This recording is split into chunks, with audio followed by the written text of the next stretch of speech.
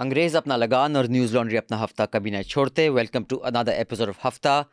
As we battle on, आंधी आए तूफान आए सर कटे मुंडी उड़े, Hafta always returns, and Manisha is valiantly fighting a flu, which is everyone seems to be getting these days in Delhi, and especially in our office. But she's here. Yeah, Atul's also down with the flu. Atul Shardul is also. down with the flu. So yeah. lots of people are down with the flu. But Manisha is here. Raman sir is on leave. I'm Abhinandan Sekhri, also in the studio. Joining us online is a very special guest today who we have too many questions for. Sanjay Kumar. Welcome, Sanjay. Many of our Hafta audience are already familiar with you. You're professor and co-director of Lokniti-CSDS. Your area of research is electoral politics. You also work on research in a variety of domains such as Indian youth, the state of democracy in South Asia, state of Indian farmers, slums in Delhi, and electoral violence. And your most recent book is Election India, an Overview. The link is in the show notes below. You can order it. And I'm sure you'll learn lots. And the Lokniti-CSDS Haryana survey is also, the link is in the show notes. You can check that out also. So welcome, Sanjay. Thank you for having me. Our pleasure. And of course, joining us is Jayashree. But Jayashree, before I introduce you as... Eeps. We're not sure what, Eeps. We have got one email giving several recommendations. Have you seen that? I absolutely love that email. Right? I insist we read it today. We will definitely read it today. So we will pick one of those titles for you going forward. And also Beautiful. joining us later in the show will be Sreenivasan Jain, who returned last week from Israel. And 2 of his 3-part series is already online. The 3rd part will be going up on Monday. And he will be heading to the US to cover the US election for Newslaundry and News Minute. Because we'd like to get a perspective that keeps the Indian prism in mind, because that is something that one often doesn't get. So yeah, he'll be joining us, and we have questions for him as well from his trip that he's just come from and the trip he's going to. On that note, you can please contribute to the Sena project of him going overseas with our wonderful producer Priyali and researcher Supriya. We do not take any ads. Ours is not an ad-funded model. We do not take big contribution from industrialists. We depend on you. So there's a QR code flashing as I'm saying all this. You can please just flash on that QR code and contribute to the Sena project. You can also go on to newslaundry.com and click on the subscribe button and pay to keep news free, because we have thousands of subscribers, paying subscribers who keep us alive. We also value our over 2 million YouTube subscribers, but many of them are also paying subscribers. And if a few more thousand of those became paying subscribers, it's just 500 rupees a month, you'd be surprised at the amount of reportage we could do. Just to give you an idea, we had a reporter who spent 21 days in Manipur, where many legacy media outfits don't send anyone there at all. And those who did go, they went there for a few days. We had someone there for 21 days. We'd like to send someone there for another 21 days. Yeah. And to many other parts of the country, but we cannot do this until you contribute. Or then we ask Gautam Bhai or Mukesh Bhai for money, which we don't want to kind of do, because that kind of kills the point of what we do.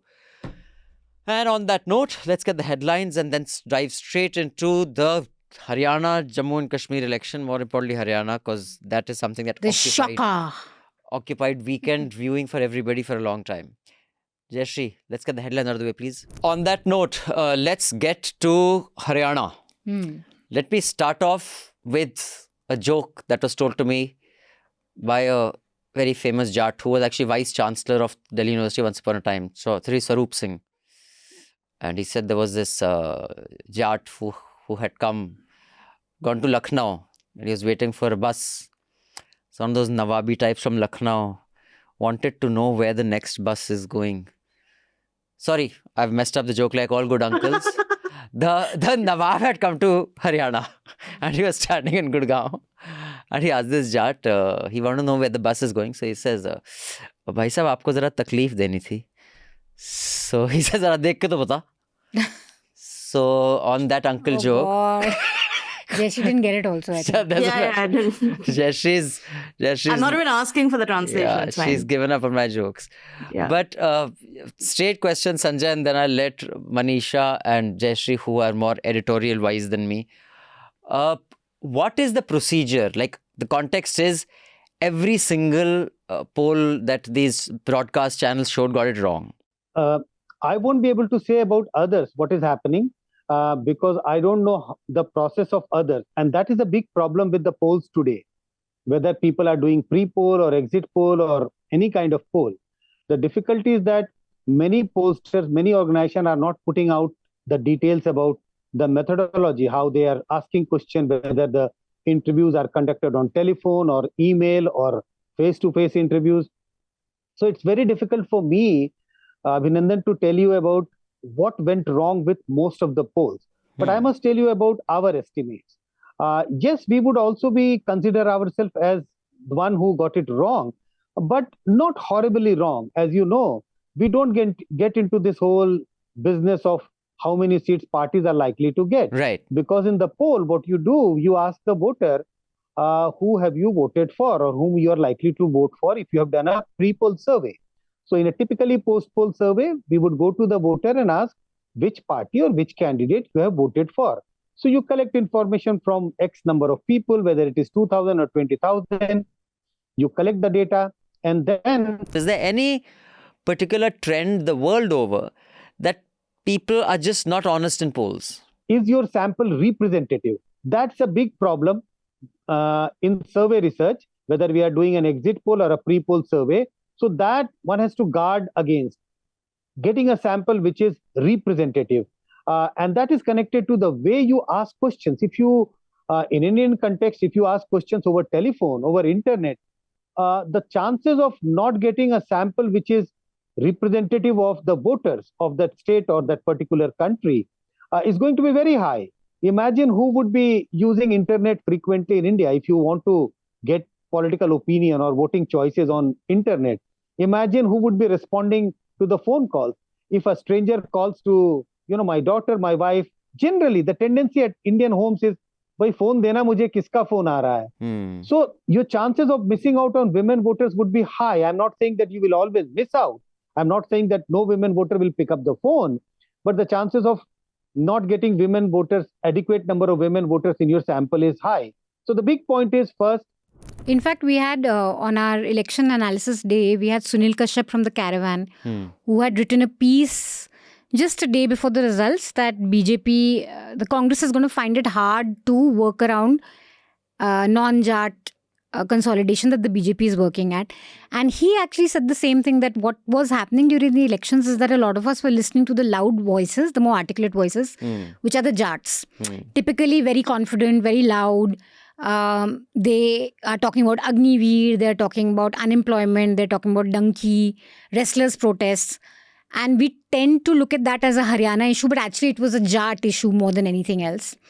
Whereas the backward castes that were not Jats, who were being wooed by the BJP, had completely different issues. Like they don't have unemployment as an issue, or Agniveer. For them, it's more samman and representation and the feeling of being heard, which BJP was working at.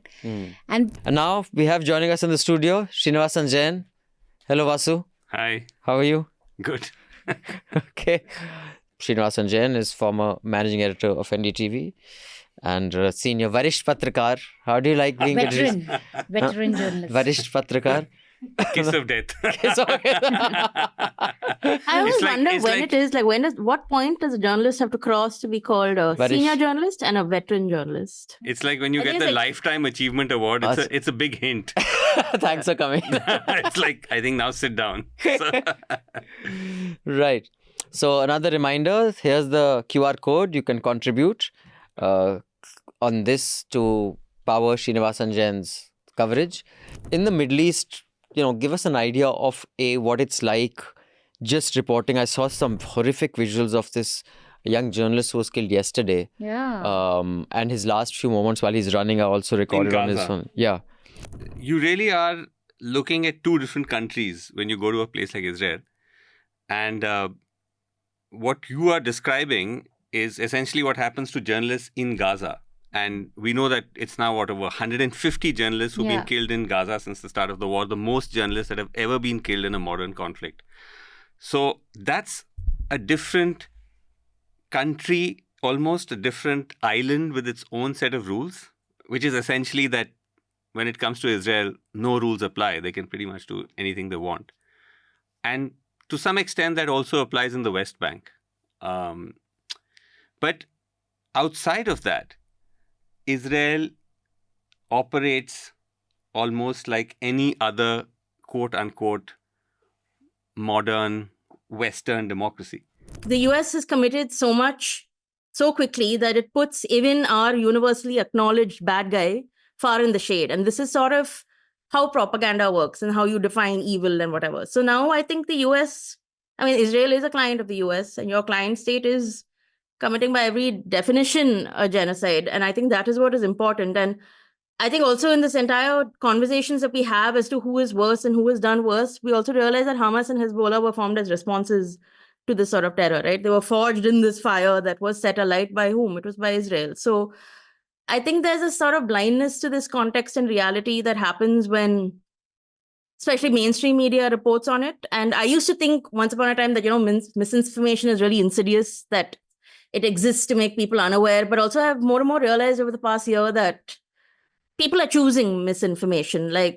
Vasu can say all these things in a story, but people will choose to believe what they want to believe. It doesn't matter. Yeah, I think that's a digital age kind of thing. Today, people believe no matter what something is in front of them, they will still believe what they want. Because it's what they want to believe that matters so much more to them. And I think also the thing is that everything hinges on October 7th, but the framing of this entire conflict is not, it never started in October 7th, right? Like we've seen, I think on Twitter, people are posting saying that on October 6th, 2023, there was a news report on how this is the worst year for Palestinian children in the West Bank. But so now US, it is of course very exciting. It is the best late night TV I every day watch every single show because Trump says something more bizarre each time. He's too much fun. I love his. I just love him. I love his sales pitch. I don't care. A guy who's running for president selling that watch and the Freedom Watch. It is the best watch.